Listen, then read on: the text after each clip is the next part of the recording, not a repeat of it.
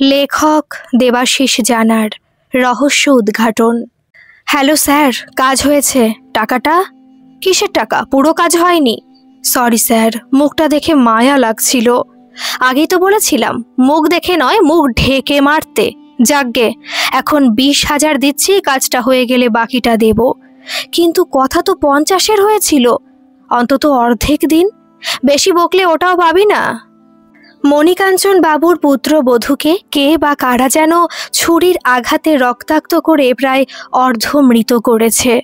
বর্তমানে একটি হাসপাতালে সে চিকিৎসাধীন। মণিকাঞ্চন বাবু হাসপাতালে গিয়ে পুত্রবধূকে দেখে আসলেন। খুব একটা আশার আলো নেই। নির্ঘাত ঈশ্বরের মিরাকেল ছাড়া কিছুতেই সুস্থ হবার লক্ষণ নেই। তড়িঘড়ি বাড়িতে এসে তিনি একখানা চিঠি লিখলেন শহরের এক প্রাইভেট গোয়েন্দা তমালকান্ত সান্যাল মহাশয়কে। চিঠির বিষয়বস্তু নিম্নরূপ: মহাশয়, আমি মণিকাঞ্চন মুখুজ্জে খুব বিপদে পড়ে আপনাকে চিঠি লিখলাম। আমার বাড়িতে খুবই বিপদ। আপনি যত তাড়াতাড়ি সম্ভব আমার বাড়ি আসুন। বাকি কথা আপনি আসলেই শুনবেন। আমি আবার অনুরোধ করছি, যত তাড়াতাড়ি সম্ভব। সমাপ্ত। আমি সেই টিকটিকি বা গোয়েন্দা লেখক তমালকান্ত সান্যাল। চিঠিটা পেয়েই পরের দিন সকালে গিয়ে হাজির ওনার বাড়িতে। দেখি সবাই মুখ ফ্যাকাশে করে বসে আছে। আমি যেতেই স্বয়ং মণিকাঞ্চন বাবু আমায় বসতে বললেন, সাথে একটা রোগা গড়নের লোককে কিছু খাবারের আয়োজন করতে বললেন। হয়তো কাজের লোক হবে। বাড়িতে উপস্থিত ছিলেন মণিকাঞ্চন বাবু, সেই কাজের লোক, সাথে আরও 2জন কাজের লোক। একজন মহিলা, সম্ভবত ওনার স্ত্রী। কাজের লোকের প্রতি আচরণ দেখে একদম সুবিধার মহিলা মনে হলো না। দেখে মনে হলো তার কথা মতোই বাড়িতে সবাই চলে। মণিকাঞ্চন বাবু বলতে শুরু করলেন, আসলে আমার বৌমাকে কারা যেন খুবই নির্দয়ভাবে আহত করেছে। তাই এই বিধ্বস্ত ভারাক্রান্ত মন নিয়ে আপনার কাছে যেতে পারলাম না। আপনাকে ডেকে পাঠালাম। এতে কিছুটা আমি লজ্জিত। আমি বললাম, না না, ওভাবে কেন বলছেন? আপনি বয়সে একটু হলেও গুরুজন, সুতরাং আপনি না গিয়ে আমায় ডেকেছেন, এটাই শোভাদায়ক। উনি বললেন, তা ঠিক। বৌমাকে বাঁচানো যাবে কিনা সেটা ভগবানের হাতে। আপনি শুধু খুঁজে বের করুন এর পেছনে কে বা কারা আছে। আপনি যত পারিশ্রমিক চাইবেন ততই দিতে রাজি। আমি বললাম, কাজটা দেখি কেমন বুদ্ধি খরচ করতে হয়, তারপর পারিশ্রমিক বলে দেব। আচ্ছা, পুরো ঘটনা বলুন। উনি বলতে লাগলেন, আমার 2 ছেলে, স্ত্রী, পুত্রবধূ নিয়ে বাস। আর বাড়িতে থাকে 3জন চাকর, একটা পোষ্য, যেগুলো আপনি দেখছেন। আমার ছোট ছেলে রতন পড়াশোনা শেষ করে চাকরি খুঁজছে। বড় ছেলে মানিক গত 6 মাস বিয়ে করে সংসারী হয়েছে। মানিক পারিবারিক ব্যবসায় দেখভাল করে। স্ত্রী কমলা গৃহবধূ, একটু রাশভারী গোছের। ও হ্যাঁ, তিনি আবার ম্যাডাম ডাক পছন্দ করেন না, স্যার বলতে হয়। আপনিও সেটাই বলবেন। আর পুত্রবধূ রত্না, বাপের বাড়িতে অবস্থা খুব ভালো না। ছোটবেলায় মা মারা যাওয়াতে ঠিক তখনই খাবার চলে আসলো আর কথার বিরতি ঘটল। খাবার প্লেটে চামচ না দেখে কমলা দেবী চাকরকে বেশ করে ধমক দিলেন। বেশ কাচুমাচু মুখ করে বেচারা ভুল হয়েছে ম্যাডাম বলতে তিনি আরও রেগে গিয়ে বললেন, কতবার বলেছি স্যার বলবি আমায়, কথা কানে যায় না। বেচারা আর কিচ্ছু না বলে চামচ এনে দিল। অমলেট পুরো খেয়ে চায়ে চুমুক দিতে দিতে এবার শুনতে লাগলাম মণিবাবুর কথা। বলতে লাগলেন, রত্না বাড়িটাকে আলো করে রাখত। আমার মেয়ে নেই, তার অভাব কোনোদিন টের পেতাম না। এই জন্যই বোধহয় এতটা টান মেয়েটার প্রতি। আমি বাধা দিয়ে বললাম, ওর মায়ের কথা কি বলছিলেন যেন? মণিবাবু বললেন, ও হ্যাঁ, ওর মা ছোট থেকেই নেই। ওর বাবা আবার দ্বিতীয় বিয়ে করেন, তবে সৎমা ওকে একটুও সহ্য করতে পারে না, খুবই অত্যাচার করত। তবে বাবা খুবই ভালো মনের মানুষ। আমি বললাম, আপনার স্ত্রীর সাথে বৌমার সম্পর্ক কেমন? উনি মুখ উঁচিয়ে দেখে নিয়ে আস্তে আস্তে বললেন, বোঝেনি তো, এরকম জাদ্রেল শাশুড়ি থাকলে কোনো বৌমা কি ভালো থাকতে পারে? সবাই এমন, সে কথা বলতে চাই না। চা শেষ করেই বললাম, আচ্ছা আসি আজ, আবার দরকার পড়লে বা রহস্য উদ্ঘাটন করতে পারলে আসবো। নমস্কার।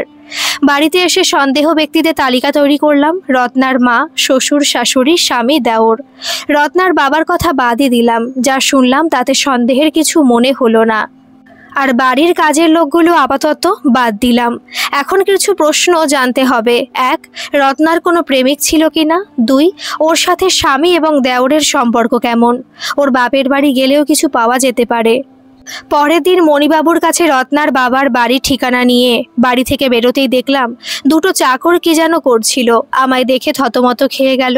ব্যাপারটা আমি আজ করতে পারলাম না, শুধু আমার মাথা আমায় এটুকু বলল যে এদের সন্দেহের তালিকা থেকে বাদ দেওয়া ঠিক হবে না। সুতরাং আরও তিনটে চাকর যুক্ত হলো তালিকায়। একজনকে ডেকে জিজ্ঞেস করলাম ব্যাপারটা কি। জানি উত্তর আশাদায়ক হবে না, তবুও সে বলল কিছু না তো। একটু ধমক দিয়ে ভয় দেখাতেই বলল বাজার করার যে টাকাটা দেওয়া হয়েছিল তার কিছুটা সরিয়ে নিয়েছে। আমি বললাম এটা ভীষণ অন্যায়, এক্ষুনি মণিবাবুকে বলছি তোমাদের শায়েস্তা করতে। বেচারা কেঁদে ফেলে বলে বাবু বলবেন না, বলে দিলে বাবু না গিন্নিমা মেরে ফেলবে। আমি বললাম ঠিক আছে বলবো না, যদি আমার কাজ করে দিস। সে বলল আচ্ছা বলুন। বললাম এখন আপাতত বল এই বাড়ির যে বউ রত্না তার সাথে তার স্বামীর এবং দেওরের সম্পর্ক কেমন, এটুকু এখন বল। বাকি যখন যা জানতে চাইবো, যা করতে বলবো সব যদি করিস তাহলে ছেড়ে দেব। সে বলল বড়বাবু এমনিতে খুব একটা বেশি কথা বলেন না, তবে যেদিন একটু ড্রিঙ্ক করে আসেন সেদিন অন্যরকম হয়ে যান, আমাদের গালিগালাজ করেন, একটুতেই রেগে যান। জিজ্ঞেস করলাম রত্নাকে মারধর করে নাকি? বলল এটা সঠিক বলতে পারবো না, তবে দিদিমণিকে অনেক সময় রাত্রে কাঁদতে শুনেছি। আমি বললাম তুমি মিথ্যা বলার জায়গা পাচ্ছ না? তুই থাকিস নিচের ঘরে আর ওরা থাকে ওপরে, তাহলে শুনতে পাস কি করে? আর তুই একাই শুনিস আর বাড়ির কেউ শোনে না? বলল না বাবু। দিদিমণি বাইরের ব্যালকনিতে দাঁড়িয়ে কান্নাকাটি করেন, আর ব্যালকনি থেকে আমাদের থাকার জায়গা পর্যন্ত স্পষ্ট শোনা যায়। আর কর্তামশাই ঘুমের ওষুধ খেয়ে ঘুমিয়ে যান, তাই শুনতে পান না। আর ওনাদের রুমটাও নিচের তলায়, তাই ওই দিকটাই গিন্নিমাও শুনতে পান না। ছোটবাবু বাড়িতে পড়ায় ব্যস্ত থাকেন, ওদিকে কান দেন না। ব্যাপারটা আমার সুবিধার লাগলো না। একটা মেয়ে প্রায় কান্নাকাটি করে, সেটা বাড়ির কেউ শুনতে পায় না, আশ্চর্য। আচ্ছা বল ছোটবাবু কেমন? ছোটবাবু খুবই ভালো, নেশাপানি করেন না, দিদিমণিকে দিদির মতোই শ্রদ্ধা করে। বল বড়বাবু বাইরে কোনো খারাপ নেশা আছে নাকি? সেটা বলতে পারবো না, চল তোদের থাকার জায়গাটা দেখাবি। আমাকে নিয়ে গেল ওদের শোয়ার জায়গায়। ওদের ঘরটা মালিকের বাড়ির বাইরে উত্তর কোণে, ব্যালকনি থেকে দেখা যায়। খুব একটা বড় না ঘরটা, তবে তিনজন থাকাটা খুবই কষ্টদায়ক। শুনলাম তিনজন না, ওরা দুইজন থাকে ওখানে, আর একজনের বাড়ি সামনেই। রাত্রে সে চলে যায়। ঠিক আছে বলে বেরিয়ে পড়লাম রত্নার বাবার বাড়িতে। রত্নার বাবার বাড়ি গিয়ে দেখলাম তার বাবার সম্বন্ধে যে ধারণা আমার তৈরি হয়েছিল, বা মণিবাবু যেমন বলেছিলেন ঠিক তেমনই অমায়িক, সরল সাধাসিধে মানুষ। কিন্তু তার মায়ের ব্যাপারে ধারণা পুরোটাই পাল্টে গেল। বাড়ির একতলা, আধা পাকা আধা কাঁচা, মোটামুটি দেখে সুন্দর লাগছিল। গরিবের আঁচ আছে, কিন্তু খুব যে গরিব, দিন আনে দিন খায় এরকম একেবারেই নয়, বলা ভালো নিম্ন মধ্যবিত্ত। অবশ্য মণিবাবুর কাছে এটা গরিবই বলা চলে। বাড়ির ভেতরটা বেশ সাজানো গোছানো। রত্নার সৎমা বেশ পরিপাটি দেখে তাই মনে হলো। মানুষের ব্যবহার, শৌখিনতা, কথা বলার ভঙ্গিমা দেখেও মানুষকে চেনা যায়। আমার ধারণা ছিল ওর মা খুব একটা খুশি হবে না আমার পরিচয় পেয়ে, বা রত্নার খবর পেয়ে বিচলিত হবেন না। কিন্তু আমার সমস্ত ধারণা ভুল প্রমাণ করে তিনি সজোরে কেঁদে উঠলেন রত্নার কুসংবাদ শুনে। তিনি নিজেই বলতে লাগলেন দেখুন তমালবাবু, আমি সৎমা, ওর সাথে খারাপ ব্যবহার করতাম ঠিকই, কিন্তু ওর কোনোদিনও ক্ষতি চাইনি। বলেই আবার কান্না। ওর বাবাও কাঁদতে পারলেন না ঠিকই, কিন্তু যে পরিমাণ মানসিক আঘাত পেলেন তা আমি অনুমান করতে পারলাম। ভাবলাম এভাবে দুঃসংবাদ না দিলেই ভালো হতো। পরিস্থিতি স্বাভাবিক করার জন্য আমি বললাম দেখুন ডাক্তারবাবু তো আশা ছাড়েননি, 48 ঘন্টা সময় দিয়েছেন, প্রায় 30 ঘন্টা তো হয়েই গেল, আর কিছুক্ষণ সব ঠিক হয়ে যাবে। কান্নাকাটি শুনতে পেয়ে আশেপাশে কিছুজন ছুটে এসে ঘটনা জিজ্ঞেস করলো। আমি আবার ঘটনার সারসংক্ষেপ দিলাম। ও বলা ভালো আমি সেখানে গোয়েন্দা হিসেবে পরিচয় দিইনি, বরং মণিবাবুর বন্ধু এবং রত্নার কাকুর পরিচয় দিয়েছি। রত্নার মা বাবা এবং লোকজনের থেকে যা জানতে পারলাম তা নিম্নরূপ। রত্না ছোট থেকেই পড়াশোনাতে খুবই বুদ্ধিমতী। কলেজে পড়তে পড়তে তার বিয়ে হয়। প্রেমিক বলতে সেভাবে কেউ ছিল না, তবে বন্ধু ছিল। সেগুলো অবশ্য কলেজের মধ্যেই সীমাবদ্ধ ছিল। বাড়িতে তাদের আনাগোনা ছিল না, কারণ রত্নার মা সেটা পছন্দ করতেন না। রত্নার মা রত্নাকে 2-4 কথা শোনাতেন, কখনো মারধরও করতেন, আবার ভালোবাসতেন, তবে সেটা মাত্রায় কম। আর ওই সৎ মায়ের কোনো সন্তান নেই। তার বাবা ভেবেছিলেন যদি সন্তান আসে তাহলে রত্নার প্রতি অত্যাচার বেড়ে আরও বেড়ে যাবে। রত্নার ঘরটা দেখতে চাইলাম। ঘরে একটা বিছানা, দেওয়ালে কিছু ছবি আঁকা, কিছু বই, ভারতের স্বাধীনতা, the history of British Raj, revolt of 1857, foreigners coming to India, ঔপনিবেশিক শাসনের অবসান, এই জাতীয় বই এবং কিছু গল্পের বই, গোয়েন্দা বই। মেয়েটা যে সাহিত্যপ্রেমী সেটা বোঝা গেল। আর ইতিহাসের বইগুলো সম্ভবত ওর স্নাতকের বই। কয়েকটা বই উল্টে পাল্টে দেখলাম, কিছু পেলাম না। হঠাৎ একটা বইয়ের প্রথম পৃষ্ঠা উল্টাতেই দেখলাম যেখানে কিছু শব্দে যেগুলোতে আর আছে সেই আরগুলো একটু বেশি কারুকার্য করা আছে। হয়তো রত্নার নাম আর দিয়ে, তাই এরকম। আরও একটা বইয়ের ভেতর একটা শুকিয়ে যাওয়া ফুল পেলাম, একটা ভাঁজ করা কাগজ পেলাম যেটাতে 10 অঙ্কের নম্বরগুলো কলম দিয়ে বুলিয়ে শূন্য করে দেওয়া হয়েছে।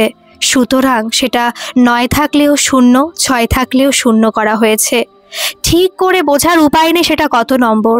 তবে স্পেশাল কোনো ব্যক্তি ছিল রত্নার মনে, এটুকু নিশ্চিত। সেটা এনারা হয়তো জানেন না বা বলছেন না।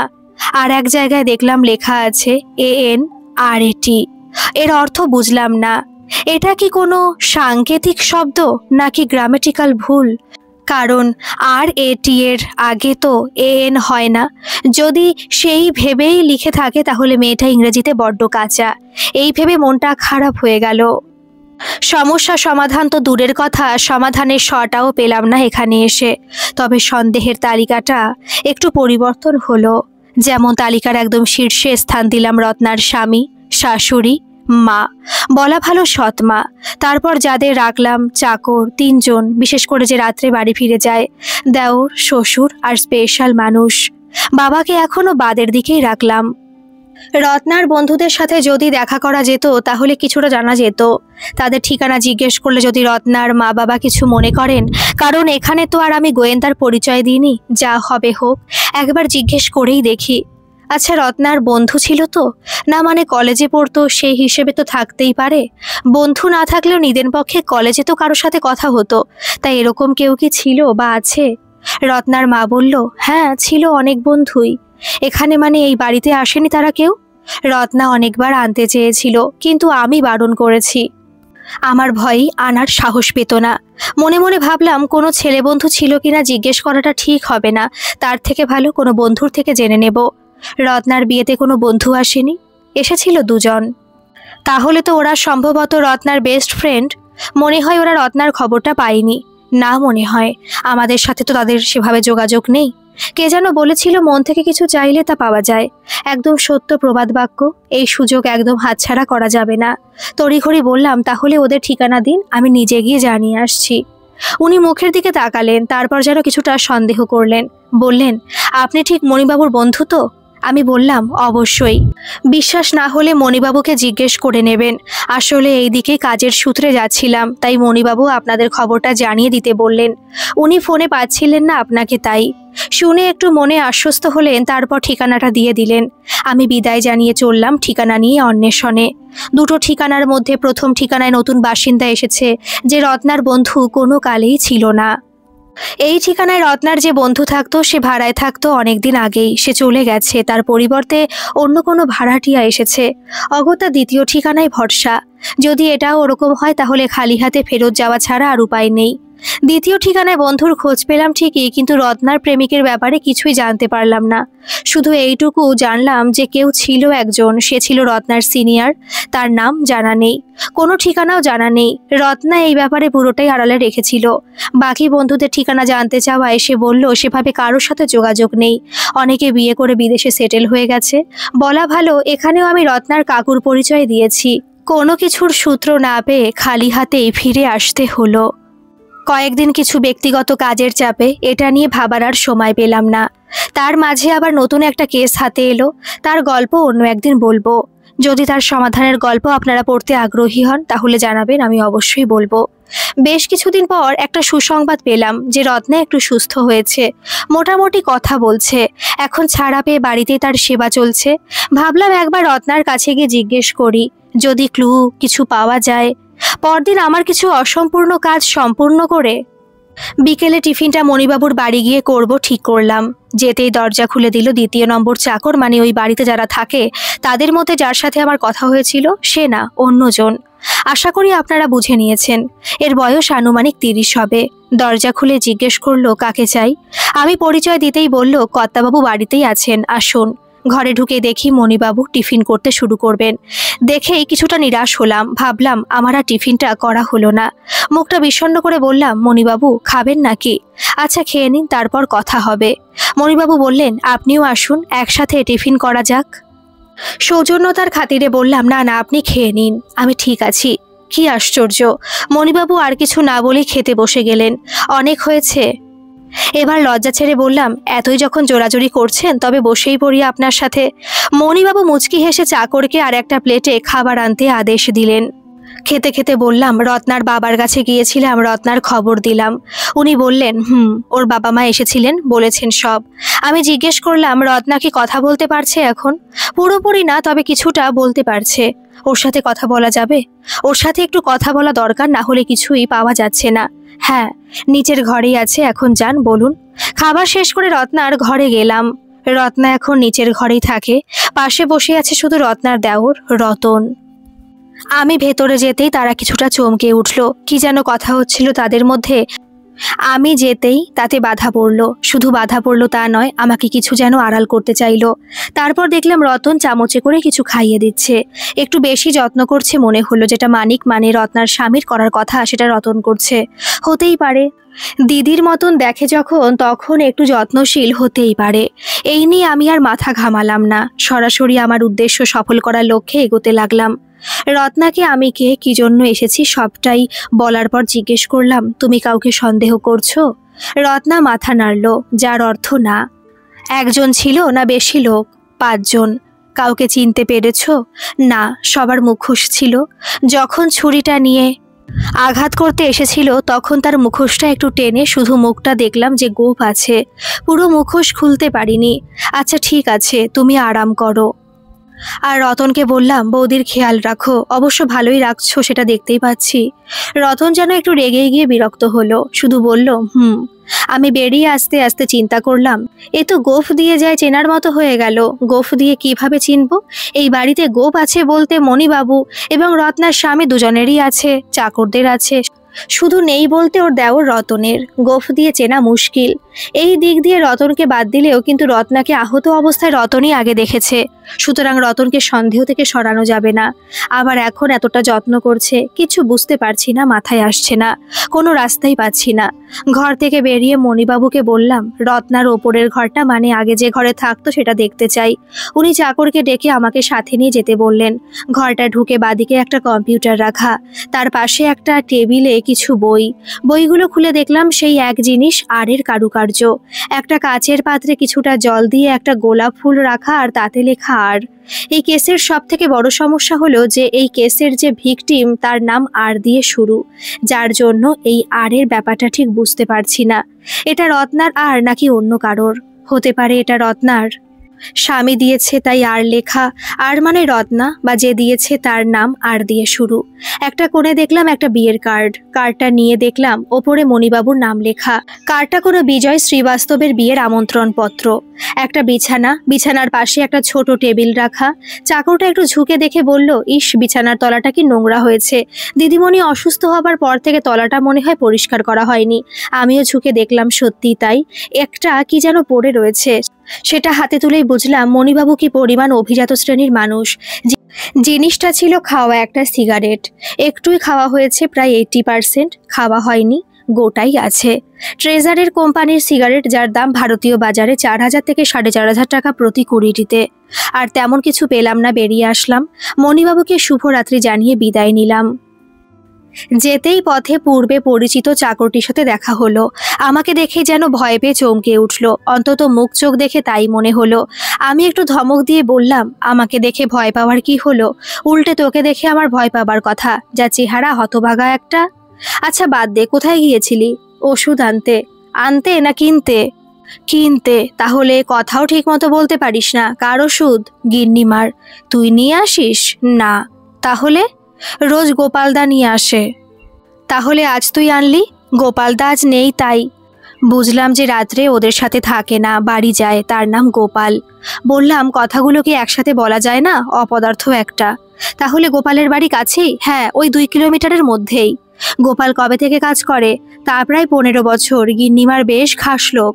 খাস লোক তুই বুঝলি কি করে? সব ইম্পর্টেন্ট কাজে ওকেই পাঠায়, কোনো গোপন কাজ ওকেই করতে বলে। গোপন কাজ কেমন? এই তো সেদিন 1 বাটি মাংস আলাদা করে সরিয়ে রাখতে বলল। তাছাড়া গিন্নিমার ঘরে একমাত্র সেই যেতে পারে, আমরা না। গোপালের আদি বাড়ি কোথায় ছিল তা জানি না। আজ কোথায় গেছে কি জানি। আচ্ছা, রত্নার যেদিন অ্যাক্সিডেন্ট হয় সেদিন তুই বাড়িতে ছিলি? হ্যাঁ ছিলাম। আর কে কে ছিল? সবাই ছিল, শুধু বড়বাবু আর ছোটবাবু ছিলেন না। কোথায় গিয়েছিল? ছোটবাবু তার বন্ধুর পার্টিতে গিয়েছিল, আর বড়বাবু বিজয় শ্রীবাস্তব বাবুর বিয়েতে গিয়েছিল। পুরো ঘটনাটা বলতো। আগে ছোটবাবু বেরিয়ে গেল, তারপর বড়বাবু। কর্তাবাবু বিয়ের কার্ডটা হাতে নিয়ে দেখছিলেন। তারপর কিছুক্ষণ পরে দিদিমণিও বেরিয়ে কোথায় গেল তা জানি না। আচ্ছা বল তারপর। দিদিমণি বেরিয়ে যাবার পর কর্তাবাবু কার্ডটা পকেটে রেখে গিন্নিমাকে সিগারেটের প্যাকেটে দিতে বললেন, দিয়ে ওপরের দিকে চলে গেলেন। ওপরের দিকে কেন? ওনার তো নিচে ঘর। তা জানি না, তবে দিদিমণির ঘরে ঢুকলেন।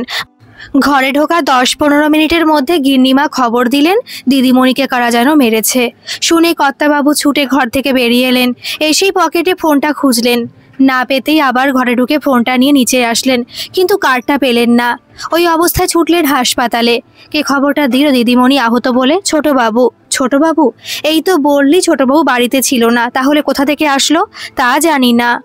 তুই তাহলে কি জানিস? হ্যাঁ, তখন থেকে শুধু এটা জানি না ওটা জানি না। তুই একটা যে পুরোটা জানে না। তুই একটা মানে যাকগে, পরে মনে পড়লে বলে দেব। তোর নাম কি রে? ঠাকুমা আদর করে বুদ্ধুরাম রেখেছিল। Perfect, absolutely perfect name. তোর সাথে দারুণ মানায়। বাড়িতে আর কে সিগারেট খায়? আর কেউ না, শুধু কর্তাবাবুই খান। কিছুক্ষণ চুপ থেকে বুদ্ধু বলল, আর একটা কথা, দিদিমণির বেরিয়ে যাবার কিছুক্ষণ পর গিন্নিমা কাকে যেন ফোন করছিলেন। বলছিলেন কাজটা হয়ে গেলে বাকিটা দেবেন। এটা তুই আগে বলিসনি কেন? আমি ভাবলাম এটা এতটা গুরুত্বপূর্ণ নয়, তাই। তুই শুধু বুদ্ধুরাম নয়, তুই হাদারাম, বোকারাম, ছাগল, হনুমান কোথাকার। তবে নামের শেষে রাম কথাটা তোর পক্ষে মানায় না, শুধু বুদ্ধু ঠিক আছে। যা বাড়ি যা। যেতে বলতেই বাধ্য ছেলের মতো চলে যেতে লাগলো। আমি পেছন থেকে আবার ডাক দিলাম, এই শোন, তোর ওষুধটা দেখি। কিসের ওষুধ? আমায় ওষুধ দিতে দিতে বলল, তেমন কিছু না, ওই প্রেশার সুগারের ওষুধ। হাতে নিয়ে দেখলাম, হ্যাঁ ঠিকই, কিন্তু নিচের দিকে একটা অন্য ওষুধ। হাতে নিয়ে দেখলাম ওষুধের নামটা কিছু একটা দিয়ে ঘষে দেওয়া হয়েছে যাতে বোঝা না যায়। তবে ওষুধের কম্পোনেন্টসগুলো ছিল এমন লেখা, di calcium phosphate dihydrate, sodium starch glycolate, potassium hydroxide, zinc picolinate, magnesium steroid, titanium dioxide. Sodium and potassium play a very important role in nerve cells as well as muscle cells of our body. Zinc increases neurogenesis. Zinc deficiency has been linked to many neurological disorders including depression, anxiety etcetera. মনে মনে ভাবলাম, তুমি যতই বলো বুদ্ধুরাম, এগুলো সুগারের ওষুধ কখনো হতে পারে না। আচ্ছা বুদ্ধু, কার ওষুধ বললি এগুলো? গিন্নিমার। ঠিক আছে, তুই আমাকে গোপালের বাড়িটা বলে দে। কোন দিকে? তার আগে তোর গিন্নিমার ডাক্তারের ঠিকানাটা দে। বুদ্ধু দেখিয়ে দিয়ে চলে গেল। আমি ডাক্তারের খোঁজে চললাম। যে ডাক্তারের ঠিকানা দিয়েছিল বুদ্ধু, সেই ডাক্তার একজন মানসিক রোগের ডাক্তার। যা ভেবেছিলাম তাই। গিন্নিমা মানসিক রোগে ভুগছেন এবং সেটা আড়াল করার জন্য ওষুধের নামটা ওভাবে মুছে ফেলা হয়েছে। হয়তো এটা আগে থেকে মুছে ফেলার জন্য বলা থাকে দোকানে। চেম্বারে গিয়ে দেখি লম্বা লাইন, ডাক্তারবাবুর সাথে দেখা কিছুতেই করা যাবে না আগে থেকে অ্যাপয়েন্টমেন্ট না নিলে। কি সর্বনাশ, আমার যে দেখা করতেই হবে। প্রথমে জোরাজুরি করলেও আমার পরিচয় দিতেই আমার সাক্ষাৎ করার অনুমতি মিলল, তাও বেশি না, 5 মিনিটের জন্য। এটাই অনেক আমার কাছে। আমাকে অপেক্ষা করতে বলা হলো, সময় হলে ডেকে নেওয়া হবে। আমি রোগীদের মাঝে বসে অপেক্ষা করতে লাগলাম আর দেখতে লাগলাম তাদের অদ্ভুত ক্রিয়াকলাপ। কেউ আমাকে জিজ্ঞেস করছে, আচ্ছা বলুন তো, আমরা হাঁটার সময় আগে বাম পা ফেলি কেন? একজন বলছে বাম পায়ের জুতো ডান পায়ে এবং ডান পায়ের জুতো বাম পায়ে পড়লে কি সমস্যা। একজন বৃদ্ধ বলছেন, তুই এসেছিস জগাই?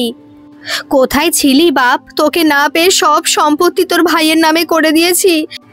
একটা ছেলের কথা শুনে তো নিজেকেই পাগল মনে হলো। সেই ছেলে অন্য এক ছেলেকে বলছে, চলো আজকেই পালিয়ে যাই অনেক দূরে, যেখানে কেউ আমাদের খুঁজে পাবে না। প্রায় 30 মিনিট ধরে আমি এসবই শুনছিলাম। তারপর বেলা 1:45টার সময় আমার ডাক এলো। যাক, নিস্তার পেলাম।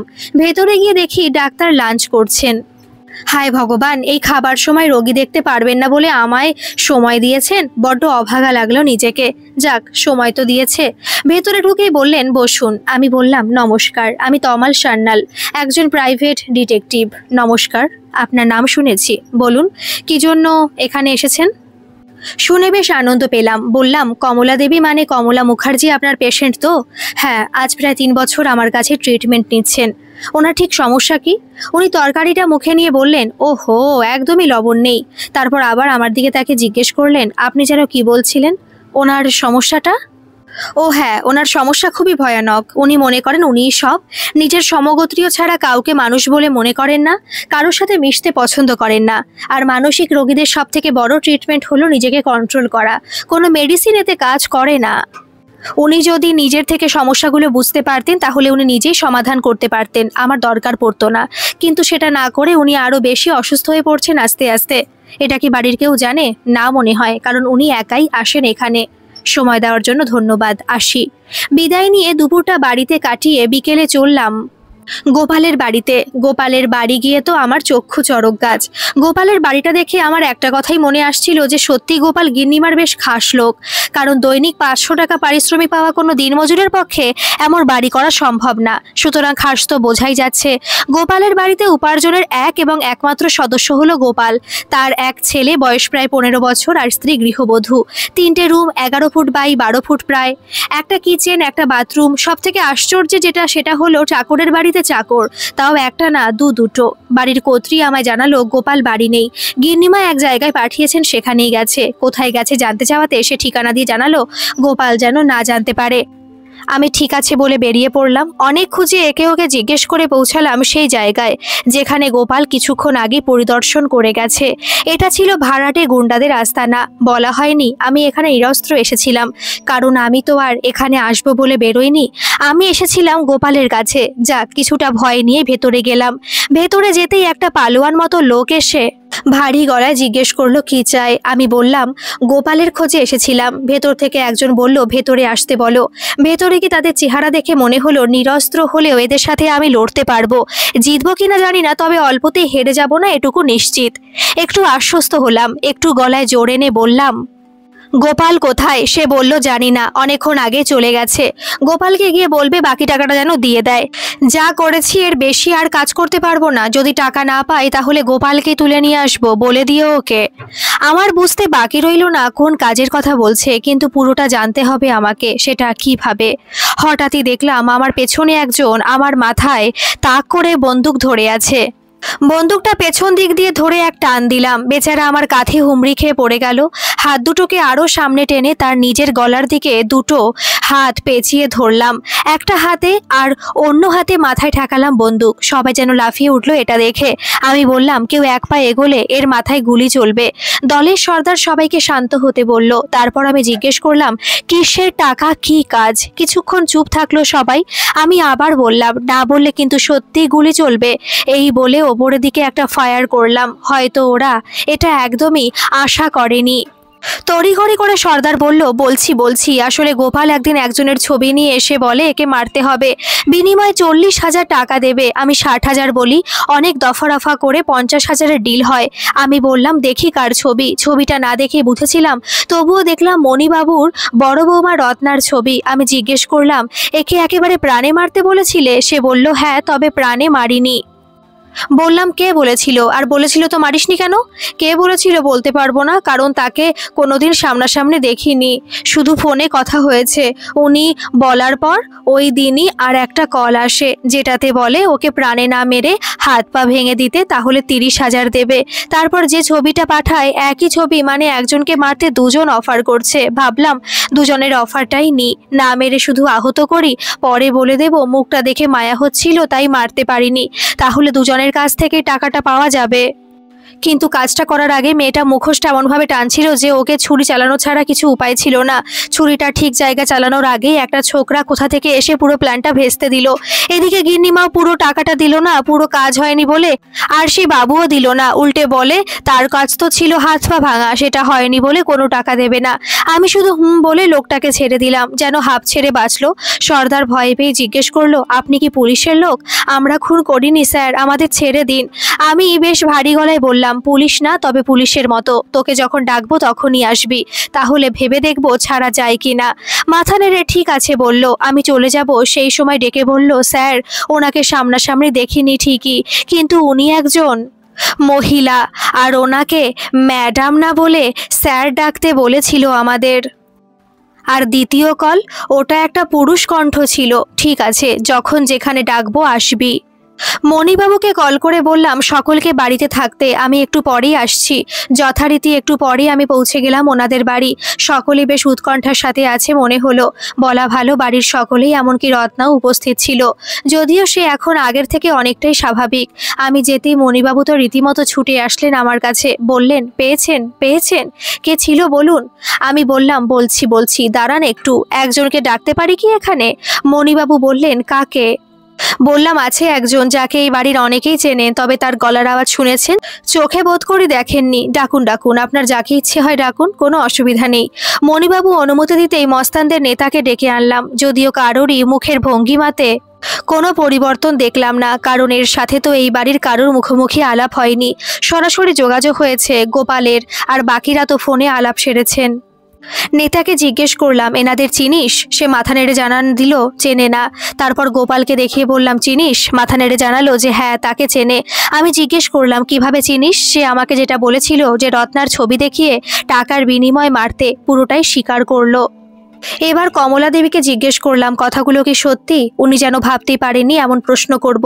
কিছুটা হকচকে গিয়ে তোতলে বললেন, কি সত্যি? কি সত্যি বলবো আমি? আহা, রাগ করবেন না, চুপচাপ মেনে নিন, না হলে তো গোপাল আছেই। বলুন কেন মারতে চেয়েছিলেন? উপস্থিত সমস্ত দর্শক সবাই যখন তার উত্তর শোনার জন্য কৌতূহল চোখে তার দিকে তাকিয়ে অপেক্ষা করছে, তখন তিনি উপায় না পেয়ে বলতে লাগলেন, আমি রত্নাকে কখনোই মানতে পারিনি। দিন দিন ওর প্রতি আমার শত্রুতা বেড়েই চলছিল।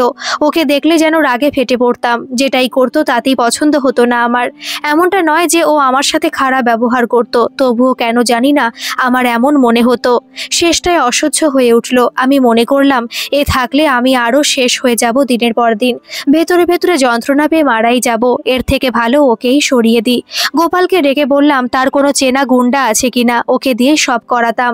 আমার সাথে ওদের ফোনেই যোগাযোগ হতো। রত্নাও উপস্থিত ছিল সেখানে।